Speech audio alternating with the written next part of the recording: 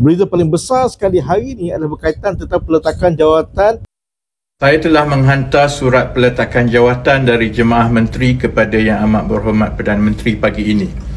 Peletakan jawatan ini akan berkuat kuasa dari 17 Jun 2025. Saya ingin mengambil kesempatan ini untuk mengucapkan jutaan terima kasih kepada kepimpinan dan kaki tangan Kementerian Ekonomi yang telah memberi dukungan penuh kepada saya sepanjang saya di sini.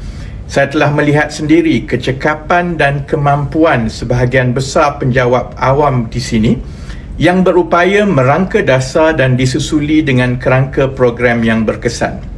Nampak letak jawatan ini biasa. Yang jadi kerisauan di kalangan rakyat Malaysia adalah 3 perkara. Yang pertama, sejauh mana projek-projek YB Rafizi yang dah pun menampakkan kejayaan, hasilnya untuk rakyat akan diteruskan pada masa depan.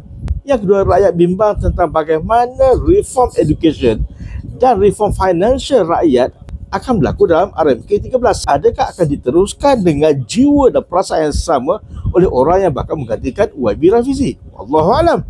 Yang tiga, apakah gelombang yang akan wujud lepas pada peletakan jawatan YB Rafizi dari YB Nazmi? Tuan-tuan dan puan yang dirahmati Allah Subhanahu Wa Taala, ada orang kata, alah, kalau pemilihan dalam parti je kot, tak payahlah letak jawatan. Kekalahan saya dalam pemilihan PKR baru-baru ini bermakna saya tidak lagi mempunyai mandat dari parti saya untuk menterjemahkan agenda rakyat yang digagaskan oleh PKR menjadi program kerajaan.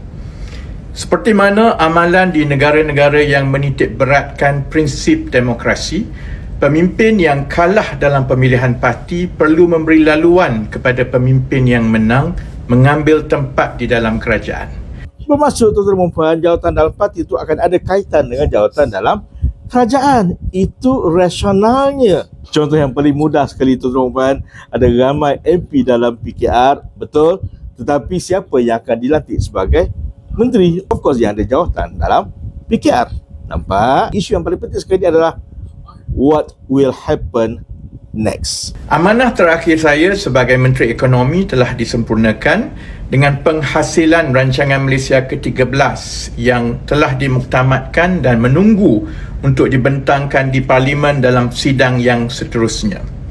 RMK 13 telah digubal untuk memberi penekanan kepada reformasi pendidikan yang lebih menyeluruh, termasuk beberapa reformasi struktur yang melibatkan Kementerian Pendidikan. Itu sebenarnya kebimbangan yang disebutkan oleh ramai rakyat. Nampak? Assalamualaikum warahmatullahi wabarakatuh.